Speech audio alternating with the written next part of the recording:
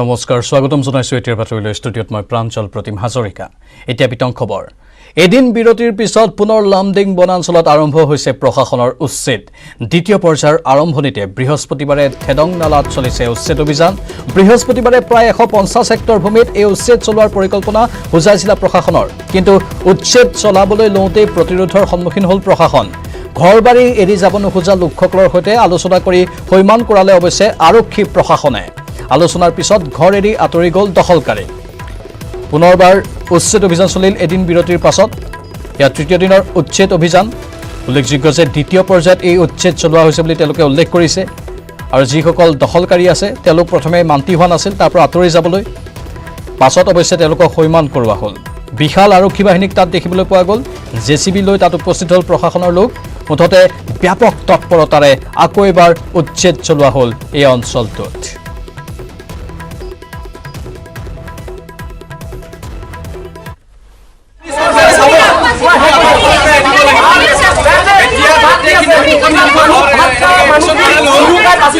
খালি করে আজি খালি যে ফরেস্ট ডিপার্টমেন্টটা যে খালি সার্ভে লাগায় খৈ থৈ গ'ল আমি 2 দিন সময় দিছো রাতি খালি রাতি যে নিউজ দিলে ফরেস্ট ডিপার্টমেন্টটা মানা নাই আজি হব ইলেকশন আমি এটু কারণে হাজু হওয়া নাই মরিলে ইয়াত মরিম বাঁচিলে ইয়াত বাঁচিম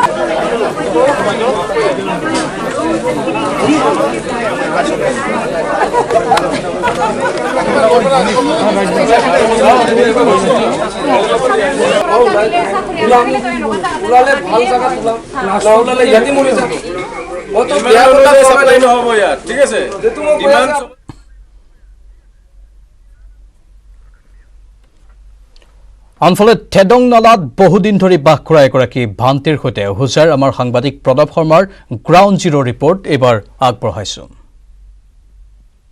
আজি পুনৰ লামডিং বনাঞ্চলত চলি আছে উচ্ছেদ আৰু এই মুহূৰ্তত থেদং নালাৰ প্ৰায় 150 হেক্টৰ বেদখল ভূমি বেদখল মুক্ত কৰিবলৈ প্ৰশাসনে চলাই আছে উচ্ছেদ আৰু ইয়াৰ মাজতে আমি দেখুৱাব লৈছোঁ এক দৃশ্য এয়া হৈছে যিসকল বেদখলকাৰী আছিলে চাকমা সম্প্ৰদায়ৰ লোক সেইসকলৰ নেতৃত্বত ইয়াত এটা বৌদ্ধ মন্দিৰ নিৰ্মাণ কৰা হৈছিলে এই বৌদ্ধ মন্দিৰৰ ইয়াত তেওঁলোকে পূজা পাতল কৰে বা বিভিন্ন ধৰণৰ তেওঁলোকে জ্ঞান বিলাই ফুৰে বৌদ্ধ মন্দিৰৰ পৰা কিন্তু যিহেতু তেওঁলোকে বেদখলকাৰী হিচাপে ইয়াত তেওঁলোকে এই বৌদ্ধ মন্দিৰটো নিৰ্মাণ কৰিছিলে যিহেতু আজি প্ৰশাসনে ইয়াত উচ্ছেদ অভিযান যিহেতু চলাই আছে গতিকে হয়তো এই যি বৌদ্ধ মন্দিৰ সেই বৌদ্ধ মন্দিৰো হয়তো অলপ সময়ৰ পিছতে ইয়াত প্ৰশাসনৰ বুলডোজাৰ বা হাতী আহি এই বৌদ্ধ মন্দিৰো ভঙা হ'ব কিন্তু এই মুহূৰ্তত মোৰ লগত যি বৌদ্ধ মন্দিৰৰ এগৰাকী বৌদ্ধিষ্ট আছে মোৰ লগত তেখেতৰ লগত আমি কথা পাতিম যে তেওঁলোকে কেতিয়াৰ পৰা ইয়াত বৌদ্ধ মন্দিৰটো নিৰ্মাণ কৰি আৰু পূজা পাতল ইয়াত আৰম্ভ কৰিছে কি ক'ব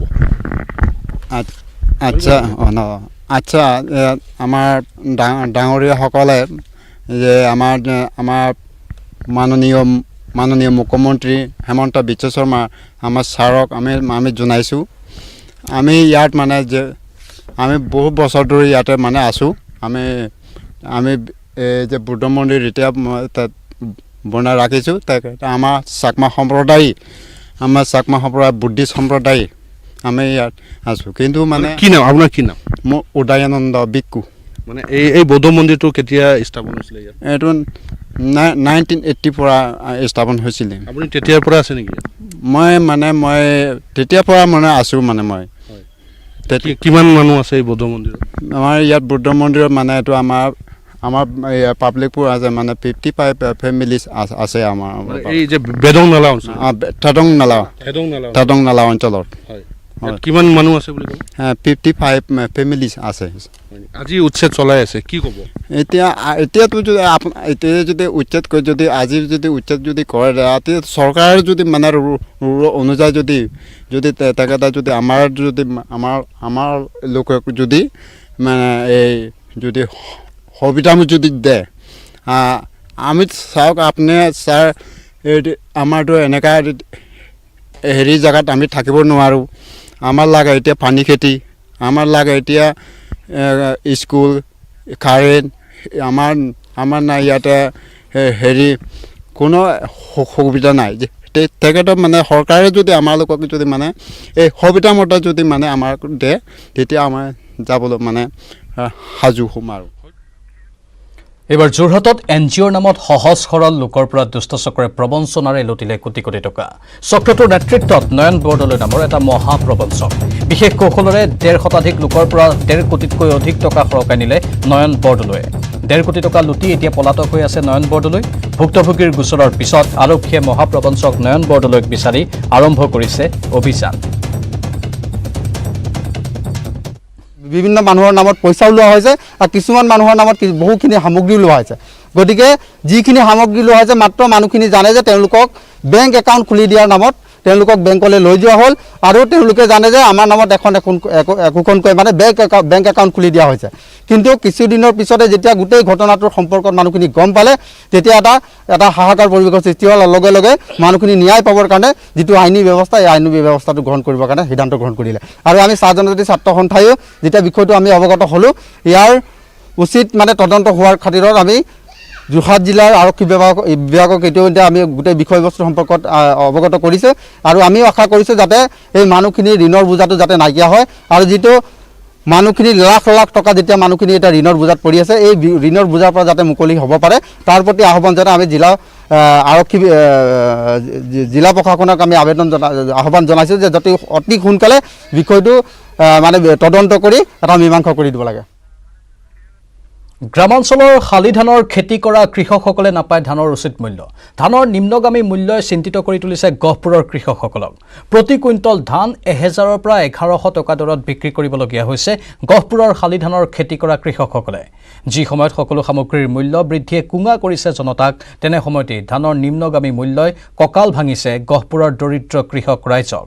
ভুই ৰোৱাৰ পৰা আৰম্ভ কৰি মৰণা মৰালৈকে যিখিনি খৰচ হয় সেই খৰচে এতিয়া নোলায় ধান খেতি কৰা কৃষকসকলৰ। সেয়ে এতিয়া গহপুৰৰ কৃষকসকলে বিচাৰিছে ধানৰ মূল্য বৃদ্ধি হোৱাটো।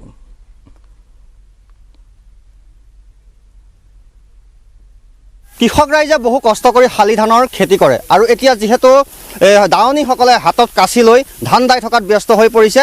বহু কষ্ট তেওঁলোকৰ বাৰিষা বানপানীৰ কবলত পৰে, তাৰ পাছতে পোক পতংগই অনিষ্ট কৰে, তাৰ পাছতো কিন্তু ধানৰ উচিত মূল্য কৃষকসকলে পোৱা নাই। মোৰ সতীৰ্থই দেখাব, মই পহুকটাত আছোঁ কলাবাৰী। এনেদৰে সুন্দৰকৈ দাৱনীয়ে হাতত কাচি লৈ তেওঁলোকে ধান দাই আছে। যথেষ্ট এক সুন্দৰ দৃশ্য, কিন্তু তেওঁলোকৰ যি উচিত মূল্য ধানৰ নিম্নগামী মূল্যই তেওঁলোকক চিন্তিত কৰি তুলিছে। বাইদেউ কওকচোন, আপোনালোকে বহু কষ্ট কৰি কৃষি কাৰ্য কৰে, এতিয়া ধান কাটি আছে, কেনেকুৱা এতিয়া উচিত মূল্য পায় বাৰু? আমি বহুত কষ্ট কৰিছোঁ, ৰাতিপুৱাৰ পৰা সন্ধিয়া লাগে এনেকৈ ধান কাটো, মানে কাটিও মানে একো মূল্য নাই। কাৰণ কি আমি চৰকাৰৰ পৰাই এনেকৈ কিনি খালে বহুত ৰেট লয়, আমি নিজে কষ্ট কৰি মানে নোজোৰা হৈছে। আপোনালোকে ধান খেতিৰ ওপৰতে নিৰ্ভৰ কৰে, ধানকেইটা বেচি পেলাই পৰিয়াল পোহপাল দিবলগীয়া হয়, কিন্তু ধানৰ কেনেকুৱা মূল্য নাই আৰু কেনেকৈ যেনেকৈ এতিয়া চলি আছে এনেকৈ চলি আছে, তাতকৈ বেছি ৰেট নাপাওঁ। খৰচ ওলাই কেনে মাটি ৰোৱাৰ পৰা কটালৈকে নোলায়, আমাৰ একো খৰচ নোলায়, জাষ্ট কষ্টটো কৰোঁ, খোৱাখিনিতো নিজৰ মানে পেটৰ কাৰণে, আৰু একো ইনকাম চিনকাম এইবিলাকতো একো নাই আৰু। নাই, আমাৰ ধান বেছি দিবই নোৱাৰি, নলয় দোকানী। এতিয়া কিমান চলিছে কুইণ্টেলত? এতিয়া 1100 এই খুচুৰা দোকানীবোৰে দিয়ে। মাটি ৰোৱাৰ পৰা ধান কটালৈকে যথেষ্টখিনি খৰচ হয়, সেইখিনি ওলাই কেনে নোলায়। আবাৰ ইয়াৰ পৰা গাড়ীয়ে নিয়ে ভাড়া পৰ্যন্ত দিব লাগিব নহয়, নোলায়। আৰু বাতৰি দেখিতে সময় হৈছে চমু বাণিজ্যিক বিৰতিৰ। পুনৰ স্বাগতম। এটা সময়ত কৰোনা মহামাৰীৰ সংক্ৰমণে জুৰুলা কৰা চুৰতে নিজৰ ভুলৰ পৰা বাৰুকৈ শিক্ষা ল'লে। উৎসৱৰ পাছত যাতে কৰোনা নিবিয়পে তাৰ বাবে নগৰ নিগমে চহৰখনৰ প্ৰতিটো কোণতেই কৰোনাৰ পৰীক্ষা কৰাৰ সুবিধা থকা কেন্দ্ৰ মুকলি কৰিছে। ব্যৱস্থা এনে কৰা হৈছে যাতে কৰোনাৰে পাৰ হ'ব নোৱাৰে কৰোনাৰ সংক্ৰমণ। আমাৰ এক প্ৰতিবেদন।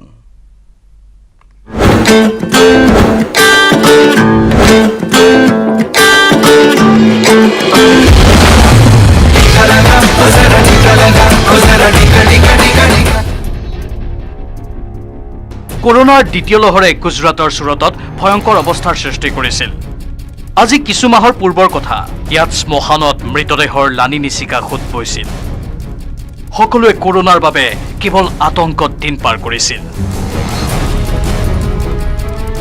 স্বাভাৱিকতেই কৰোনাই যি আঘাত দিলে সেই আঘাত সহজেই এই লোকসকলে নাপাহৰে, আৰু যাৰ বাবে হয়তো এতিয়া ইয়াৰ লোকসকল পূৰ্বতকৈ অধিক সাৱধান হৈছে।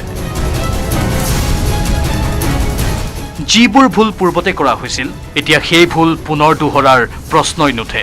আৰু আজিৰ দিনত চুৰতত সেই সকলো উপায় অৱলম্বন কৰা হৈছে। যাৰ জৰিয়তে কৰোনাৰ পৰা ৰক্ষা পাব পৰা যায়। और तो पूछी नहीं एंट्री करनी पड़े but it is a process है सुधी 50 ने पूछा है।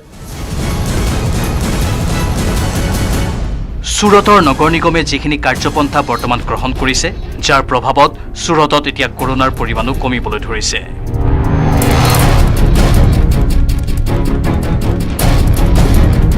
सूरत में आने वाले लोगों को पहले कोरोना की वैक्सीन ली गई है कि नहीं वो पूछा जाता है। अगर रिपोर्ट लेके आए हो तो उनका टेस्टिंग नहीं किया जाता, मगर जिसने वैक्सीन नहीं ली है, कोरोना का रिपोर्ट नहीं, उस ऐसे लोगों का टेस्टिंग सूरत में किया जा रहा है। लगातार पिछले 5 दिनों के टेस्टिंग में एक भी केस पॉजिटिव नहीं आया, जिसके चलते नगर निगम ने राहत की सांस ली है। पर आने वाले दिनों में कोरोना की तीसरी लहर की बात सामने आ रही है, उसके चलते एक भी केस ना, इसलिए लगातार 25 जगहों पे टेस्टिंग की कामगिरी लगातार नगर निगम की ओर से की जा रही है। सूरत का रेलवे स्टेशन हो, बस अड्डा हो या सूरत में आने वाला कोई भी रोड, हर जगह पे टेस्टिंग महानगर पालिका की ओर से किया जा रहा है। कृतेश पटेल, न्यूज 18 नेटवर्क, सूरत।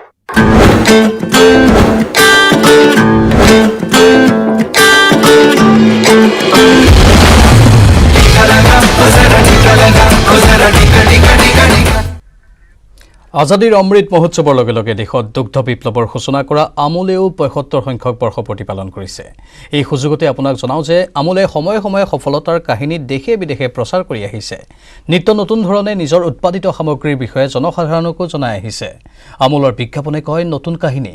আমুলে সদায় চেষ্টা কৰে নিজৰ কথা নিৰলে আৰু আমোদজনকভাৱে কেনেকৈ আপোনালোকৰ ওচৰলৈ লৈ যাব পাৰে। চাওঁ আহক আমুলৰ এই অমূল্য কাহিনী।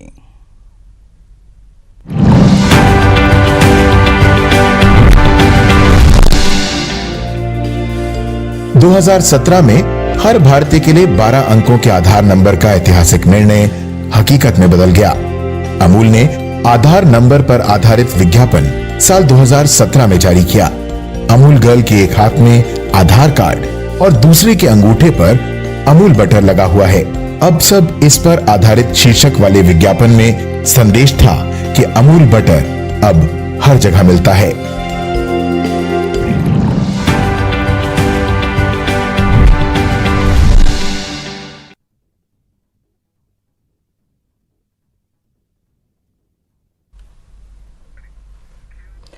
নৰ্টন কলা নিকেতনৰ ৩৪ সংখ্যক সত্ৰীয়া নৃত্য সম্ভাৰ মহানগৰীৰ পাঞ্জাবাৰীস্থিত মাধৱদেৱ প্ৰেক্ষাগৃহত বুধবাৰে অনুষ্ঠিত হয়। এই নৃত্য সম্ভাৰ নৰ্টন কলা বিদ্যালয়ৰ উদ্যোগত অনুষ্ঠিত হোৱা অনুষ্ঠানত উপস্থিত থাকে পবিত্ৰ মাৰ্ঘেৰিটা, মনোজ শইকীয়া, জিলা পৰিবহণ বিষয়াকে ধৰি সত্ৰীয়া নৃত্যৰ লগত জড়িত বহুকেইগৰাকী বিশেষ ব্যক্তি। অনুষ্ঠানৰ বন্তি প্ৰজ্বলনৰ পিছতে নিকেতনখনৰ বহু শিল্পীয়ে সত্ৰীয়া নৃত্য প্ৰদৰ্শন কৰে। অনুষ্ঠানখনি পৰিচালনা কৰে ৰামকৃষ্ণ তালুকদাৰ আৰু ৰুমি তালুকদাৰে।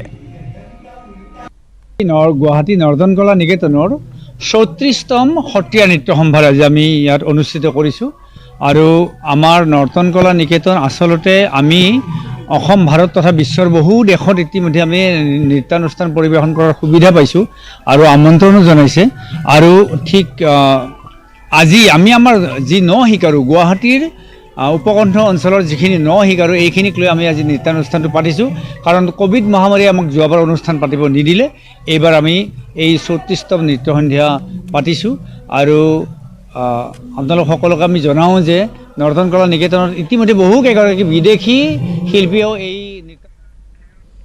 সুদীৰ্ঘ ১৪ মাহে নিজৰ দৰমহাৰ পৰা বঞ্চিত হৈছে বিটিআৰৰ ৩৯০গৰাকী শিক্ষক শিক্ষয়িত্ৰী। ২০১৩ চনত টেট উত্তীৰ্ণ হোৱা ৩৩০০গৰাকী শিক্ষক শিক্ষয়িত্ৰীক ২০১৫ চনৰ বিটিআৰৰ প্ৰতিষ্ঠা দিৱসৰ দিনাখন নিযুক্তি দিছিল সেই সময়ৰ বিটিচি প্ৰধান ভাগ্ৰামা মহিলাৰীয়ে, যাৰ ভিতৰত ৩৯০গৰাকীয়ে বৰ্তমান কৰ্মৰত হৈ আছে বিটিআৰত। তেতিয়াৰ পৰা এই ৩৯০গৰাকী শিক্ষকে মাহেকত মাত্ৰ ৮,০০০ টকা মাননি লৈ যোৱা ৭ বছৰে কৰ্তব্য সম্পাদন কৰি আহিছে। প্ৰথম অৱস্থাত এইসকল শিক্ষক শিক্ষয়িত্ৰীক ৬ মহীয়া সময়সীমাৰ নিযুক্তি পত্ৰৰ জৰিয়তে নিযুক্তি প্ৰদান কৰা হৈছিল। পিছত ৬ মাহৰ মূৰে মূৰে সময়সীমা বঢ়াই দিয়া হৈছিল। কিন্তু আগষ্ট মাহৰ পিছত পুনৰ এই সময়সীমা বঢ়াই দিয়া হোৱা নাই বাবে অনিশ্চয়তাত ভুগিছে শিক্ষকসকলে। ইয়াৰ উপৰিও বৰ্তমান ১৪ মাহে এই ৩৯০গৰাকী শিক্ষক শিক্ষয়িত্ৰীয়ে নিজৰ প্ৰাপ্য লাভ নকৰাত পানীত হাঁহ নচৰা অৱস্থা হৈছে। যোৱা ১৪ মাহে দৰমহা বন্ধ হৈ থকাত তীব্ৰ আৰ্থিক সংকটত ভুগিব লগা হৈছে এইসকল শিক্ষক শিক্ষয়িত্ৰী। অধিক জনাব আমাৰ সতীৰ্থ সাংবাদিক ইনামুল ইছলামে। হয়, মই আছোঁ ৰঙিয়াৰ সমীপৰ বিটিআৰৰ কাউৰবাহাত। সুধীৰ বা 14 মাহে বিটিআৰৰ 390গৰাকী শিক্ষকে লাভ কৰা নাই দৰমহা, যাৰ বাবে পৰিয়াল পোহপাল দিয়াৰ ক্ষেত্ৰত যথেষ্ট অসুবিধাৰ সন্মুখীন হৈছে। আমাৰ লগত শিক্ষক শিক্ষয়িত্ৰীসকল আছে, তেখেতসকলৰ পৰা পোনে পোনে জানিবলৈ বিচাৰিম আচলতে আপোনালোকে কিহৰ কাৰণে দৰমহা পোৱা নাই। হয়, নমস্কাৰ। আমাক BTC চৰকাৰে 2013 চনত 6 শিডিউল টেট অনুষ্ঠিত কৰিছিল। তাৰে ভিতৰত কিছুমান অসমলৈকে গুচি গ'ল আৰু আমি 390গৰাকী শিক্ষক BTCত আছোঁ। আমাক মাননি হিচাপে মাহে 8,000 টকা দিছে। সেই পইচাখিনিও আমি সম্পূৰ্ণভাৱে এতিয়ালৈকে আদায় পোৱা নাই। এতিয়ালৈকে আমাৰ প্ৰায় 14 মাহৰ দৰমহা এতিয়ালৈকে পেণ্ডিং আছে, চৰকাৰে আমাক দিব পৰা নাই। কিন্তু এই সমস্যাখিনিত আমি বহুত ভুগি আছোঁ, আমি ডিপ্ৰেশ্যনত আছোঁ যে যি 8,000 টকা দি আছে সেই 8,000 টকাৰে আজি যি মুদ্ৰাস্ফীতি হৈছে বা যি বস্তুৰ দাম যি বাঢ়িছে সেই টকাৰে আমি আমাৰ পৰিয়াল পোহপাল দিব পৰা নাই। গতিকে আমি আপোনালোকৰ জৰিয়তে আমি চৰকাৰক এটা অনুৰোধ কৰিব বিচাৰিছোঁ যে আমাৰ যি 8,000 টকা মাননি দিছে সেইটো ইনক্ৰিজ কৰি আমাক 25-26 হাজাৰ টকা যাতে দিয়ে, যেনেকৈ ষ্টেট পুল বা SSক দি আছে, আমাকো যে তেনেকুৱা এটা ব্যৱস্থা কৰি দিয়ে, নহ'লে আমাক স্থায়ীভাৱে আমাক এপইণ্টমেণ্ট কৰক। চিকিৎসাৰ অভাৱত কোনো কাৰোবাৰ মৃত্যু হ'ব লাগিব? হয়, আমাৰ লাষ্ট 4গৰাকী শিক্ষক চিকিৎসাৰ অভাৱত মৃত্যুবৰণ কৰিছে। তেওঁলোকে উপযুক্ত সময়ত পইচাৰ অভাৱত চিকিৎসা কৰিব পৰা নাই আৰু আমি তেখেতসকলক হেৰাবলগীয়া হৈছে। হয়, সেই সময়ত 2015 চনত BTC প্ৰধান হাগ্ৰামা মহিলাৰীয়ে নিযুক্তি দিছিল 3,300গৰাকী শিক্ষক শিক্ষয়িত্ৰী আৰু তাৰ ভিতৰত অন্য ঠাইলৈ স্থানান্তৰ কৰা হৈছিল। তাৰ ভিতৰত আছে 390গৰাকী শিক্ষক শিক্ষয়িত্ৰী অন্তৰ্ভুক্ত কৰা হৈছিল BTRত আৰু তেওঁলোকে তেতিয়াৰ পৰা শিক্ষাদান কৰি আছে। তাৰপিছত যিসকল শিক্ষক শিক্ষয়িত্ৰী আছে সুদীৰ্ঘ 14 মাহে দৰমহা নোপোৱাত তীব্ৰ সমস্যাত পৰিছে আৰু তাৰ ভিতৰত চিকিৎসাৰ অভাৱত তেওঁলোকৰ ভিতৰৰ পৰা 4গৰাকী শিক্ষক শিক্ষয়িত্ৰীয়ে মৃত্যুক আঁকোৱালি ল'ব লগা হৈছে। পৰিয়াল পোহপাল দিয়াৰ ক্ষেত্ৰত যথেষ্ট সমস্যাৰ সন্মুখীন হৈছে। আমাৰ লগত শিক্ষয়িত্ৰী এগৰাকী আছে, তেখেতৰ পৰা জানিবলৈ বিচাৰিম আচলতে আপোনালোকৰ পৰিয়াল চলোৱাৰ ক্ষেত্ৰত কেনেকুৱা সমস্যা হয়। নমস্কাৰ, মোৰ নাম জুৰি দাস। পৰীক্ষা চলোৱাত যথেষ্ট অসুবিধাই হৈছে, কাৰণ আমি যিহেতু 8,000 টকাত আমাক দিছে, কিন্তু 8,000 টকাটো আমি সময়মতে নাপাওঁ।